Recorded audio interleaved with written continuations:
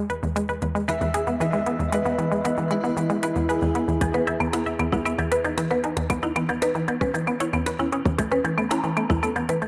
am very, very pleased to introduce to you Caroline Ta, who is a graduate not only of Montgomery College, but also of the University of Maryland School of Business, where she double majored in marketing and supply chain management.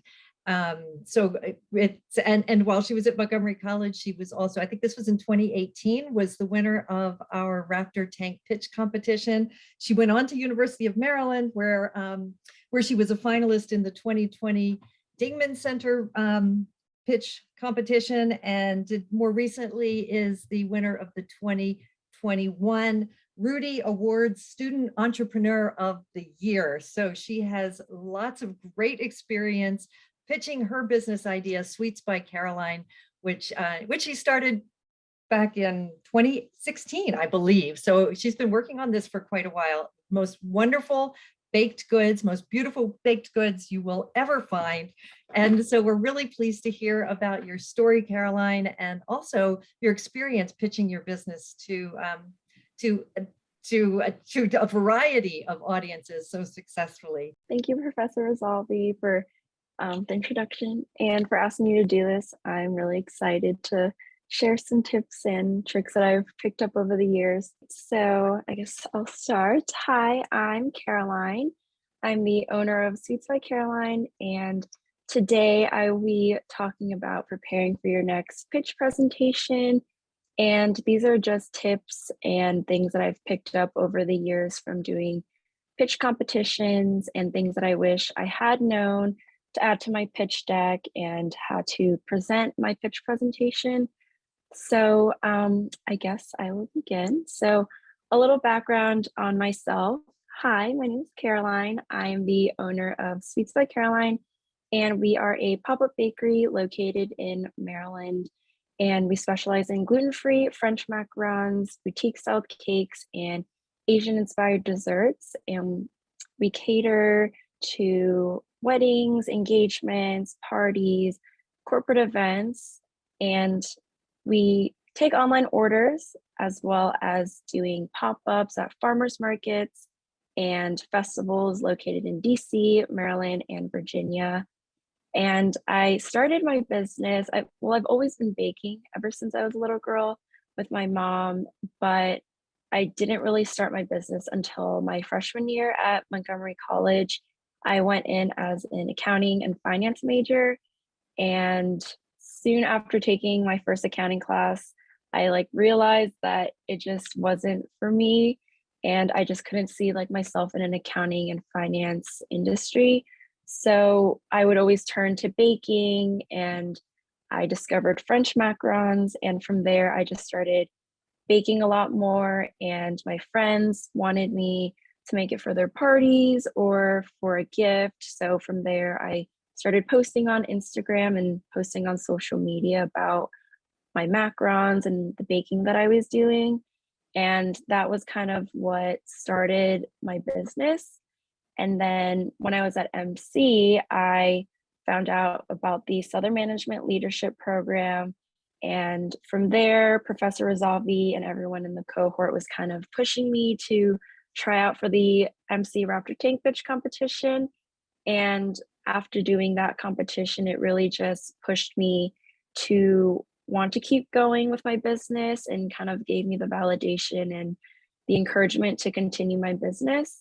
So from there, I transferred to UMD and I changed my major to marketing, and I ended up graduating with the marketing and supply chain double major, as well as the technology entrepreneurship minor, thanks to SMLP.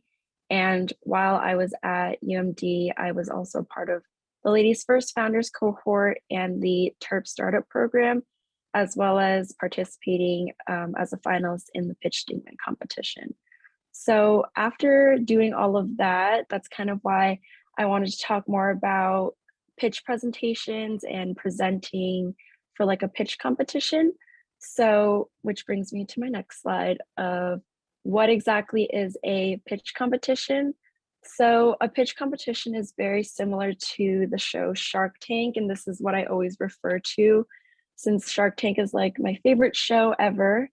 It's pretty much where a business goes onto the show and pitches their idea to the sharks or also the investors to try and convince them to win or to convince them to invest their capital, their resources, and their time into their business to excel their startup or their venture. So that's also very similar to the pitch stingwing competition at UMD, as well as the MC Raptor Tank competition, where you just pitch to a group of entrepreneurs or event investors and for a chance to win seed money for your business. So that's pretty much what a pitch competition is. And now, why should you join a pitch competition? So I would say the number one thing for joining a pitch competition or just participating in a pitch competition is the networking experiences and the resources that you get out of it. Like when you join a pitch competition, whether or not you have a full business, it could just be an idea or something that you've been thinking about doing. You never know who you could meet through participating at the pitch competition, because throughout the pitch competition leading up to the finals or the semifinals, there are a lot of workshops that you do leading into the semifinals or finals. And through those workshops, there are people that come in to talk to you about marketing or financials or how to start your business or just a bunch of resources that they can provide for you. And you never know who you could meet that could help you within your industry or for a future internship or job. So it's a really great opportunity to meet new people and entrepreneurs. Two, I would also say that joining or participating in a pitch competition can really build your self-confidence.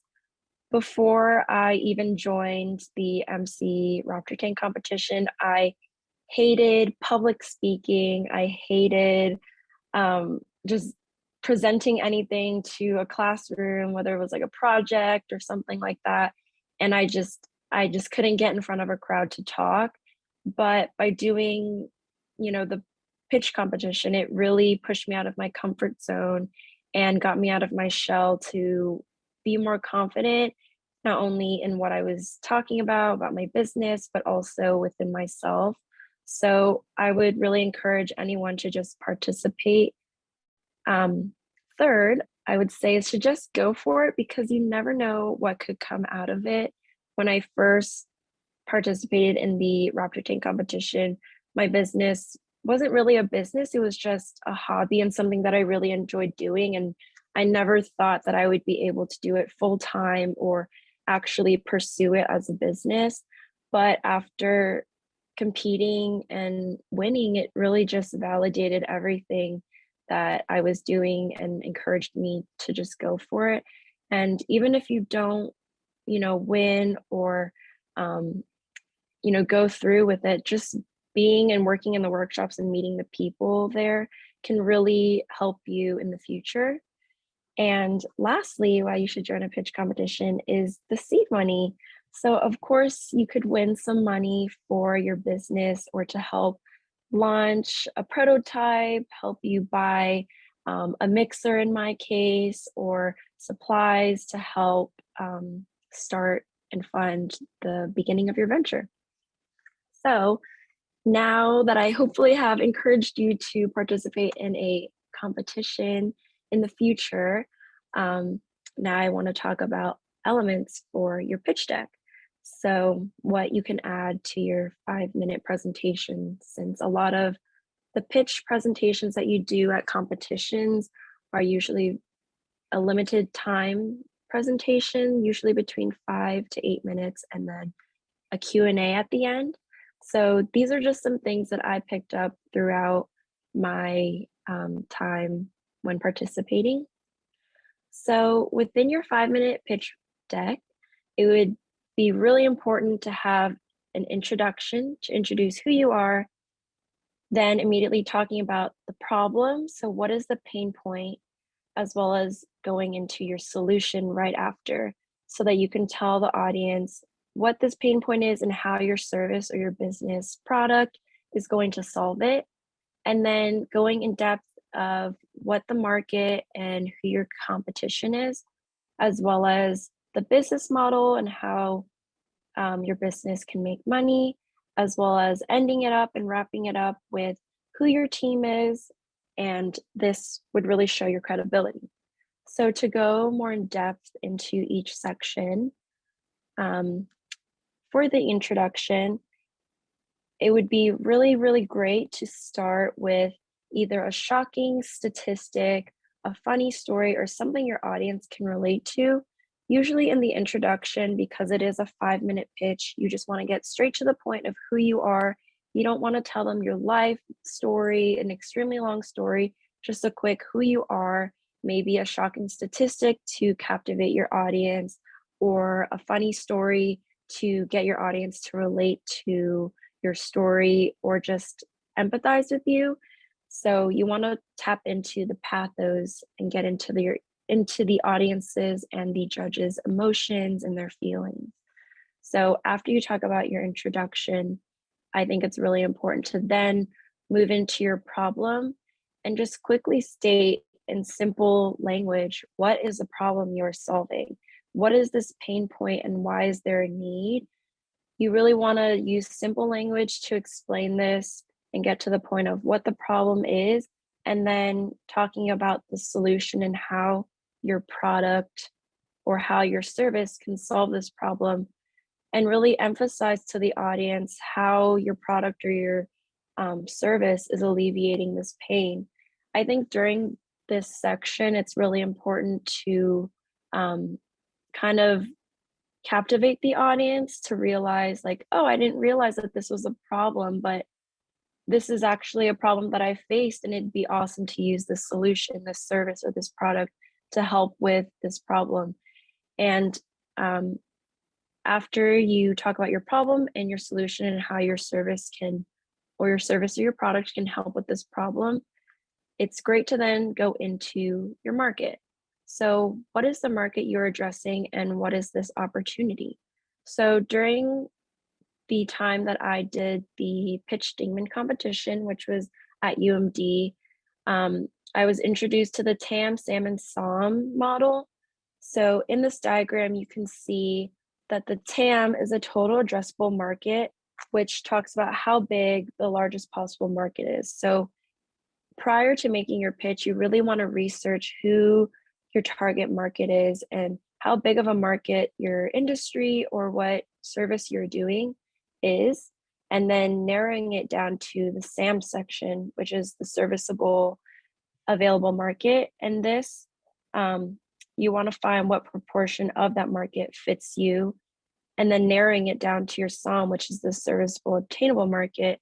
So your target market, so that could be narrowing it down to just people in Maryland, or a specific market of moms or people that are, within your service. So narrowing that down to a demographic, an age group, something like that, to really explain and show the judges that there is an opportunity and a need for your service or your product. And then continuing into your competitors and explaining or showing the judges who your competitors are and how you differentiate from them. I think it's really important to show who your competitors are, because then it shows the judges and the audience that there is a need for your service or your product. And then really just explaining what your competitive advantage is and what makes you and your service or your product unique, and why people should use your service or product. So after talking about these two sections, is now talking about your business model, something that Mr. Wonderful always says, show me the money. So this is where you want to talk about how your product, how much your product costs, how much you charge for your product, or if it's a service-based, maybe talk about your subscription-based model, or how much you charge customers for a service, so that the judges can really see the breakdown of what your product or service is about. So I this is a diagram that I used when I participated for the MC and the UMD pitch competition. I just took a model of my product and I broke it down to the cost of how much it is for just one macaron. And then I broke it down into how much it costs, how much I price it at, and then showed like a profit margin. So you could definitely do this for your product or your service. If it's just an idea that you have, you could just explain it, do some research, and explain a model that fits your idea. And this would really just give the judges an idea of what your business idea is about. So adding a visual like that would be super helpful. And then moving on to the last part of your presentation where you're going to wrap it up. Usually for the Raptor tank and the pitch dingman competition, there's a seed money that you can win. So adding in a section of how you're going to use the funds into your presentation would really help the judges understand what this money can do for your business or how it can help you scale your business, so they can see that you're not just using the money to go on vacation or something, but that it could really help your business and propel your business. So after discussing that, then you want to wrap it up and talk about your team really quickly. And this is where you can showcase the skills that you or the people in your team, or even showcase advisors that have been helping you throughout your journey. And this just really shows the credibility of your business and of who you are and of your brand. So that's super, super important. And after going through all of this, usually I know it just seems like a lot of information to have all of this within a 5-minute pitch deck, but you want to also remember that each section is really just a couple quick statements, simple language, so that the audience and the judges can quickly understand what your business is about, and then they can move into the Q&A section to further understand your business. So after going through all of that, I think the most fun part for me when creating a pitch presentation is how to make your presentation pop and stand out from the competition on pitch day. So I would say the most important thing for making your presentation stand out would have to be your presentation slides. Your pitch deck is almost like your business card or a way to represent yourself. So by having really great visually appealing slides is super helpful for making your pitch deck stand out from everyone else's. So I've provided some slides, slide templates, and links that you can go to get a bunch of fun, unique templates such as slidesgo.com, slidesmania.com, and you can also make a pitch deck on canva.com. So this is a clip of what SlidesGo looks like. You can pretty much just type in whatever topic or industry you're in, and a template will pop up for it. So for example, like today's presentation that I have, it is actually from slidesgo.com. I just typed in bakery or desserts, and this fun, colorful food type of template popped up, and it's super colorful, super appealing. So using slides like this can really differentiate your pitch deck from your competitors. So another way to make your pitch deck pop out and stand out is to add a lot of visuals. I feel like adding photos of your customers, or even if you don't have customers at the moment, you can add in photos of a prototype, or even the process of how you how your service is, or the process of how you made your product, something like that, to give the judges an idea of what your business is, a visual.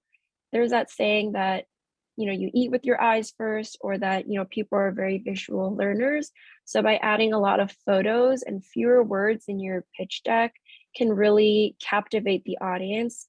Instead of having them read everything on your pitch slide, they can just look at the photo and pay attention to what you are saying instead of trying to read all of the text on there.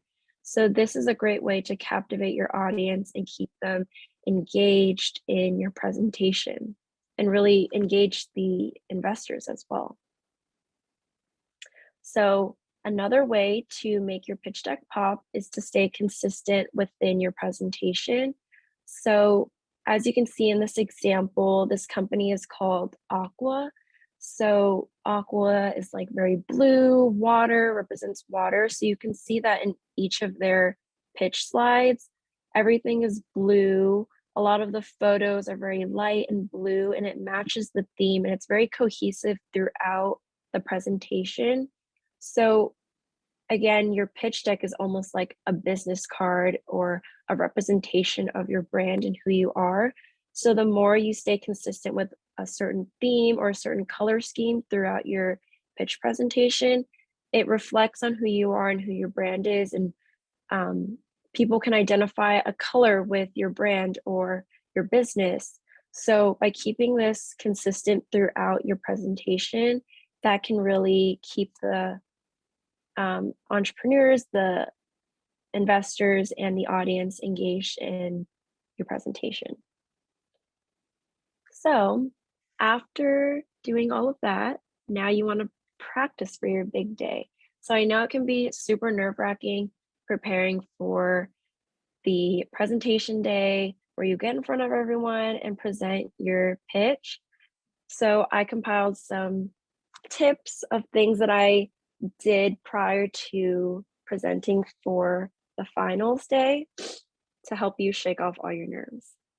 So before going into it, I wanted to talk about this quote. This is something that really resonated with me when when I first started pitching or just getting out of my comfort zone. So life begins at the end of your comfort zone. So every time that you feel afraid, take a step forward. And this is just something that I heard and really resonated with. Whenever you're just, in your comfort zone, just step out of it, and you never know what could happen and how many great, amazing things can come out of it.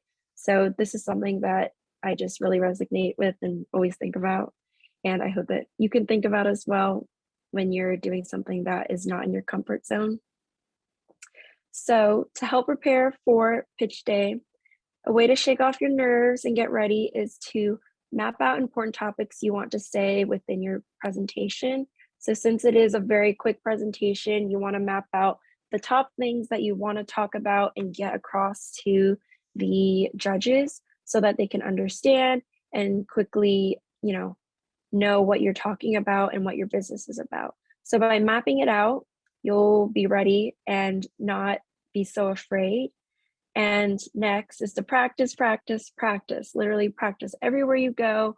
Practice when you're showering, practice when you're driving. Just go over your pitch as many times as you can, because the more you talk about it with your friends, the more you talk about it with your family, the more you present, the more it becomes second nature to you, and it just comes to you instantly that you don't even have to think about it. It just comes to you when you see your presentation. So one thing that I always did was practice in front of a mirror or practice in front of my mom or someone that you're comfortable with. And the more you practice, it just becomes so much easier. And another thing would be to time yourself. So because there usually is a time limit for the presentations, it is super important to time yourself so that you don't get penalized for going over time, and making sure that you get everything said before the time is over.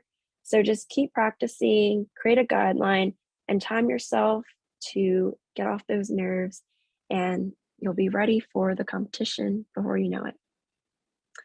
So after you pitch and present everything on finals day or for your presentation, there's usually a Q&A at the end where the judges ask you questions about your business. So one way that I prepared for this section was I would just present to my friends or family and have them just ask me a bunch of questions on my business, asking me the hard questions. And even if I didn't know, just have them ask me and, write down those questions that I couldn't answer right on the spot, and kind of just talk about it or talk through it and see how you would be able to answer those questions.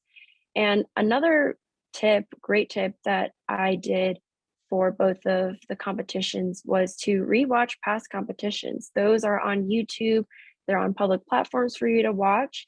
And, you know, a lot of the judges asked similar questions throughout the years or different questions. So as you watch those past competitions, answer the judges' questions as if you were presenting or if you were there. So this can help prepare you for the Q&A portion. So those are two tips that I would say for getting ready for the Q&A portion. And lastly, I just wanted to add resources and opportunities for creating a pitch deck or just participating in a competition, or just resources on how to start your business idea if you just have an idea or you have a business already and you just need some help. The Dingman Center for Entrepreneurship is a great place to get resources. They have this amazing event or program every Friday. It's called Dingman Fridays, where people from different industries like marketing, financial help, trademarking help, legal help, you know, any type of help that you need, they're usually there on Fridays, and you can book a time slot with them to ask questions. And it's a really great just environment to be at to get help. Another one is TERP Startup Accelerator, which is at UMD. It's a summer program that you can do to help with the launch of your business or an idea. It's just a really, really great summer program to do and to help you for presenting for the pitch Dingman competition, if that's something that you're interested, or just to do over the summer. Another resource that I just recently found out about, which I had wished I had known when I was at school, was TERP Tax, and it's a nonprofit organization that helps you file your taxes for your business, and they just help you with the whole taxing process for running your business. And I wish I had known about this because it would have been really great help when I was in school. This is also a resource for people out of school as well. So that is a great resource. And I know it's also tax season. So if you need help with that, definitely reach out to them. And as well as Startup Shell, Empowered Women International, the DC Department of Small and Local Business Development, as well as the Maryland Women's Business Center. If you just apply to their email listings, they send out really great newsletters of pitch competition opportunities, grants, you know, small business help, or free workshops as well. So just signing up for them for their email newsletter is a really great resource for your business. And that is pretty much it. Thank you so much. If you have any questions, feel free to email me, contact me through my website. You can also find me on Facebook, Instagram, and connect with me on LinkedIn. I'd be happy to help and just chat. Thank you, Caroline. That was absolutely terrific. I think Thank you. I'm never going to teach a course or a class in pitch, how to do a pitch anymore. I'm just going to use the recording of your presentation. You covered it all. In fact, I had some questions, and as you went along, I went, "Oh yeah, she just answered that." So I think this was just terrific. You are so right about practicing, and I just wanted to share an experience that I had with another program at Montgomery College, the Enactus program, where they also did a pitch. They also had pitch competitions, and I was lucky enough to go to the competition with them and watch them practice. And literally, I have it on my camera because it was just fascinating. People would pitch to the wall. They were practicing the day they were doing the pitch, just going over it with, you know, the body language and everything. And when they were, when they were actually doing their presentations, they were flawless. And I know it's because they practiced a lot. So, so just to reinforce what you were saying about how important that is. Yeah, it's crazy. And one of the questions I wanted to ask you, and I've wanted to ask you for a long time, so this is my chance, is about you. I mean, it's great. You gave those resources for how to do your slide, your pitch deck, but you also have some really unique branding, which I think is really consistent and really attractive and reflects the business that you're doing. So I wonder if you can tell us how you came to kind of land on the branding that you have for Sweets by Caroline. Yeah, Well, in the beginning, it all just started like with my logo. So creating my logo, something that was very distinct to me. It didn't look like how it is now. Before it was just like a very basic logo, and then it transitioned into a rebrand and creating something else. And I just always identified with that color pink on my logo. And I just continued that throughout the years of keeping the pink color very subtly, very pastel colors throughout the years, and keeping that consistent within the presentations around my logo, on my website, on my social medias, and keeping, that the same font, the same type of color, the same designs throughout each platform to kind of keep that branding consistent. And I think it's just so important because people identify an image or a certain color or a certain something with your brand, and that could really help propel your business. Yeah. Yeah. And it has been super consistent Thank you. and yeah, really very, very attractive. And it comes right down to your product as well, right? Your product is, Yeah. it has the same kind of pastel colors, which is lovely. That's excellent. Thank you. You're welcome. So there is a question in the chat, and that's about your business itself. And the question is, where you are now, do you have plans to scale your business, or can you talk about that as a process for you? Yeah. So since graduating, I've pursued my business full time. So now I'm doing my business. I started when I started my business, it was out of my home, baking from my home in my home kitchen, and then purchasing a new oven to help improve with the baking efficiency. And recently I moved into a commercial kitchen located in Frederick, Maryland. So now I'm working out of there, and everything has been a lot more efficient, a lot faster.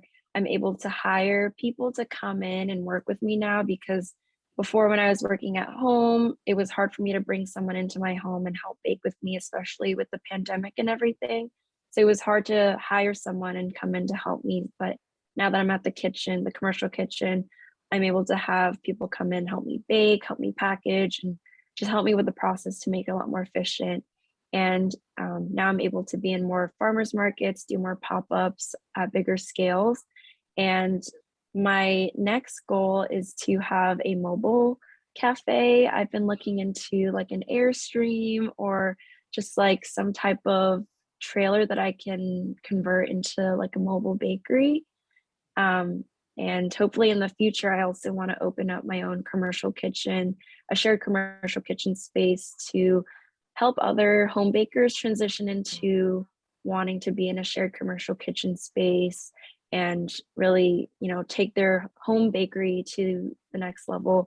Since that was something that I found really difficult when looking for a shared commercial kitchen space, there weren't that many resources or people for me to turn to help me with that transition. So I want to be able to do that for other home bakers in the future.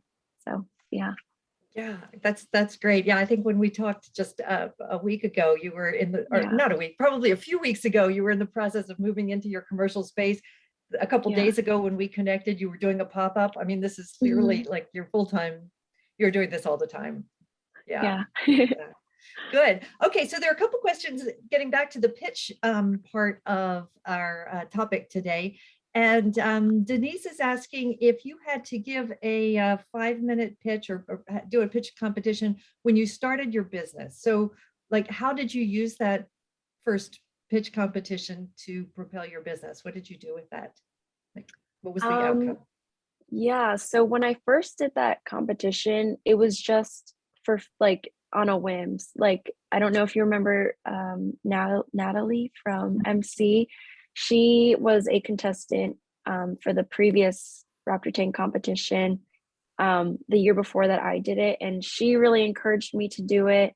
So with her encouragement, and also Professor Razavi's encouragement, and everyone from SMLP pushing me to do it, I just decided to do it. And from there, just wanting to find more resources to build my business, the MC Raptor Tank competition really pushed me out of my comfort zone and gave me so many resources and opportunities to speak to entrepreneurs in the area, to grow the business. And when I won, it was just really an eye opener, and it just validated everything for me, because it was just like a hobby to me. And I was like, there's no way that I can turn this into a business. Like, how can I make baking a full-time business? Like, I should just stick with accounting or finance, something that's very secure.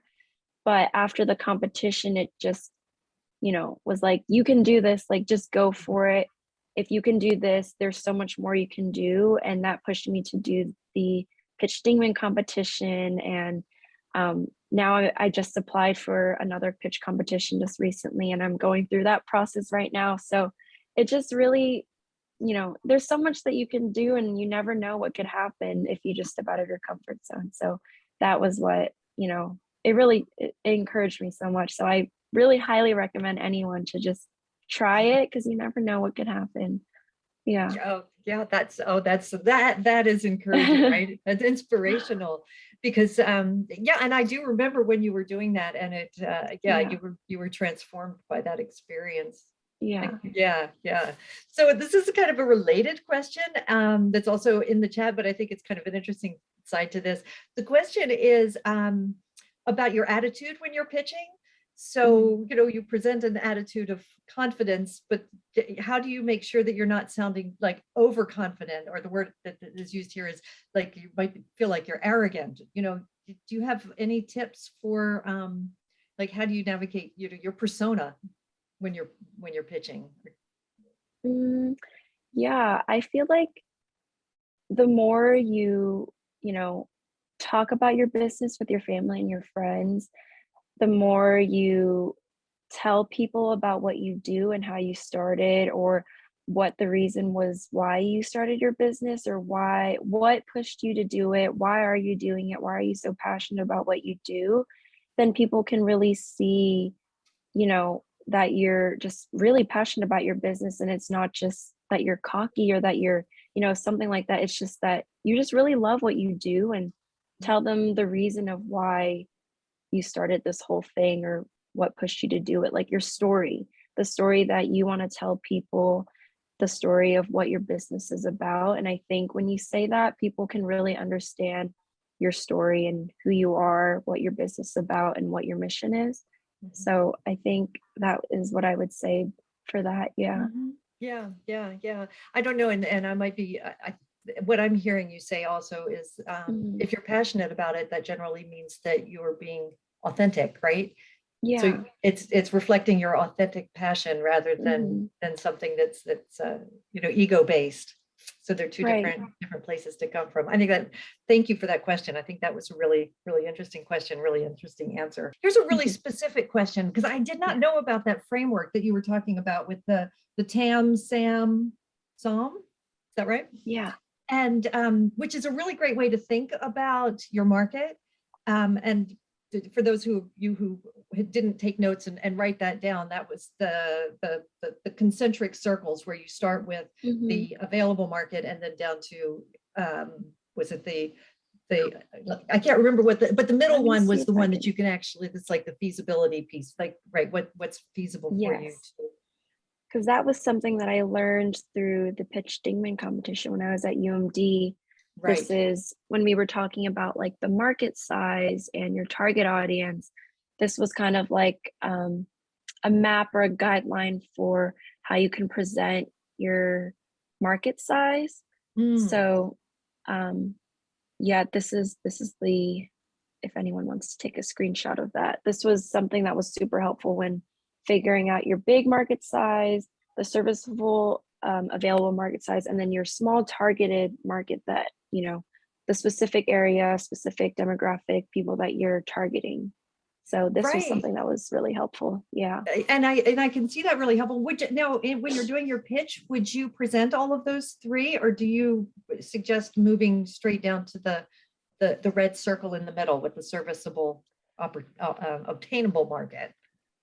I would say it depends on what type of competition it is. I think for like the MC Raptor tank, I would just talk about like the target, exactly like that, the SOM area of who your exact target audience, depending on also how long the presentation limit is too, right? So if it's like a 5-minute one, then maybe quickly talk about this market size and what, showing the audience and also the judges what opportunity there is in this market.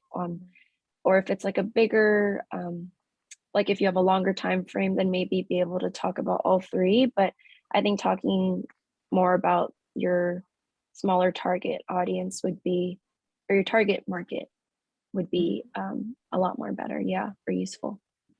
Okay, good. And you talked about the time that you have too. So you will be able to use, the more time you have, of course, the more you might get into like your long range plans, which might have some of the other markets attached to it. Fantastic. Yeah, good. One other question is about a question about questions. So you said that it was very useful for you to watch recorded presentations as well to get an idea partly of what kind of questions were asked. Can you share with us some of the questions that are typical that you have gotten from the panelists who are your observers or your potential investors?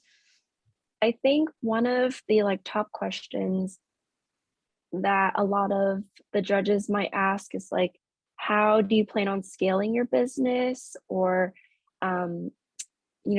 or also because of the pandemic, like how was your business or how were you able to adapt to the pandemic or during the pandemic? I think the main big question would have to be, how can you scale your business? Because, there's either a big amount of seed money and they want to see how you're going to use this money to transform your business or scale your business. So I think really tackling and answering that question of scalability is really important, because I'm sure the judges will ask you about that, or something about, if it wasn't discussed in your presentation, maybe something that you might be expecting them to bring up, or something that you can answer for them that you didn't talk in your presentation about. So I think something like that. That's interesting. So there might be something that you don't have to put in your presentation that might end up as a question, or that you can answer for them, to clear up whatever they're asking about. That's also just a reminder of how important it is to really know your stuff, right? You can't just memorize what you're going to present, but you need to know it inside and out, backwards and forwards, so that you can think on your feet. I would think that would be one of the challenges, is to be super prepared, but also be able to listen, right? Because those are two really different states of mind. Did you find that to be challenging, or was that a matter of practice till you weren't worried about it? The Q&A part was always something that I was unsure about and like nervous about, because I never knew what the judges were going to ask. So I would just go over the past presentations and just try and answer it, but also you just can't be prepared for everything. And that's why I really emphasize practicing and talking more about your business, because the more you talk about it, the more you know about your business and the more you can explain and talk about, answer those questions. But something that I also picked up when the Q&A portion, if I didn't know how to answer a question, I would say start off with saying, oh, that's a great question. And then that would buy me enough time, hopefully, to come up with another answer to answer their question. So maybe a filler, oh, that's a great question. And then try and figure out something to say afterwards. I listen. I also am a huge fan of Shark Tank. That's my go-to when I need a boost of energy and innovation. And I find that sometimes what will happen is they'll get a question and it becomes an opportunity to say something else. So it may not even reflect exactly the question that is being asked, but it's to have some information in your back pocket might be useful. That these are some other things I would like to get across in that period of time. That's terrific. It's been wonderful to hear your story and your experience, because you've done this multiple times. We wish you all the luck in the world. I know you've got another one coming up around the corner. I'm sure you're going to do great. I mean, I'm not just practicing for each individual one, but each pitch that you do is practice for the next one. I'm sure. And it's just so exciting to watch your business grow and to see where you are today with something that started as a hobby and is now a legit business that you were able to grow and support yourself with. I can't wait to hear what comes next. Yeah, thank you Thank so much, you. Caroline, for doing this. I Thank appreciate you. Thank you and SMLP and everyone that has encouraged me and supported me throughout my business. I think you and Miss Bronco have really pushed me every single time for each pitch competition or just any opportunity to just go for it. And you never know what can happen. So thank you.